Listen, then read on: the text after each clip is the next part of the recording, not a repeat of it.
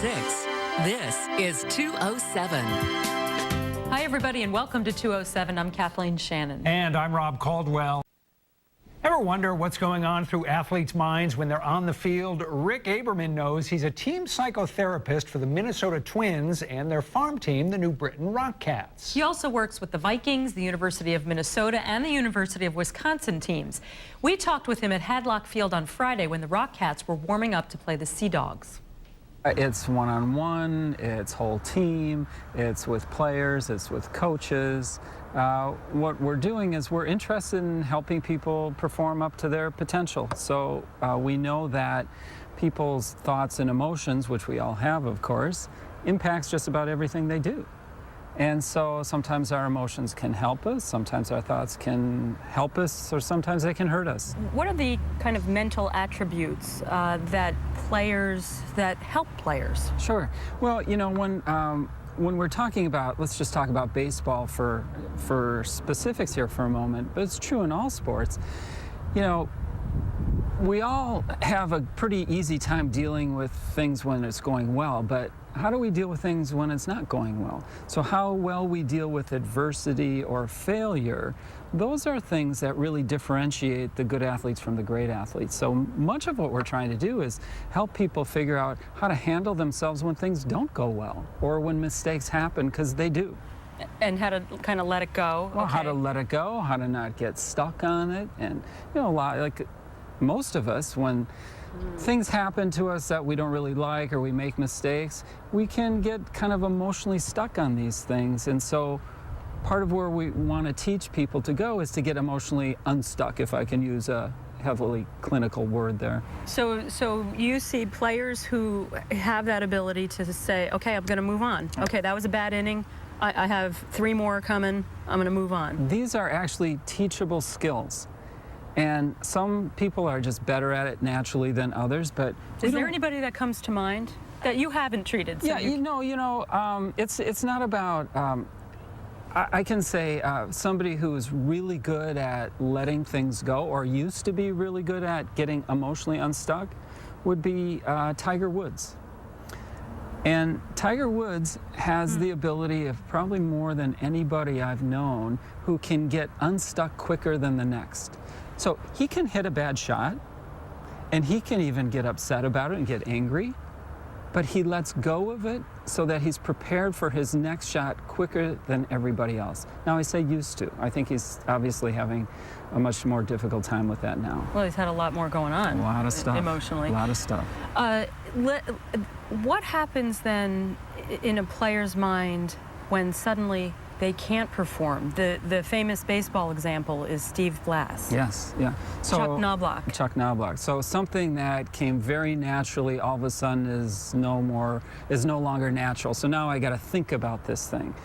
And I mean, you know, I just get nervous thinking about that. It's like I kind of tighten up at the thought of that. It's a scary thing, something that we rely on, we can't rely on anymore. That's trouble. And so then not only are we not able to physically do it for a variety of reasons, but that creates its own anxiety. And now we become identified as a Steve Blass or a Chuck Knobloch, somebody, or Steve Sachs, somebody who's had these throwing difficulties, and that even compounds the issue even more. What's going on when that happens? Well, you know, there's a lot of different theories about it, But, you know, I guess one of the things that I try and help people understand, if you think about the most natural thing we do, what's the most natural thing we do? We eat and sleep. Eat, sleep, and breathe. So you and I have been sitting here breathing since we began this interview, but I don't know how aware you have been of your breathing or how aware I've been of my breathing, but if I begin to focus on it, something very natural, and now if I were to write out instructions how to breathe, it might take me a paragraph or so, and if I actually tried to do that, I might not be able to do it very well.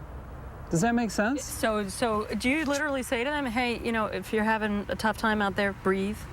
Absolutely. So these are some of the skills that we teach people. We talk about belly breathing, kind of resetting your physiology, trying to lower your stress hormones to a place where you can be more fluid in your emotions. I have one last question, Yeah. and this is not coming from a personal, I'm not trying to seek advice. Of course not. I have this friend. My kids are only 5, so they're not ready for sports yet, really. No. Clearly it's all your fault, though. So we just, oh, of course, yes. right? I'm the mother. Of course it's my fault. But how much, parents always wonder, we all know that parent that pushed their kid too hard. Yeah. And how much of what you deal with is really that? Often. More often than we'd like to think. More often than you can imagine. I'll have, pro athletes, football, hockey, baseball, where they have what we call over-involved parents. And in some cases, in all seriousness, when it comes down to talent selection or draft, working with a professional draft, sometimes teams will stay away from an athlete because of the family situation. But if you think about it, your children are small, but yet they're watching everything you do.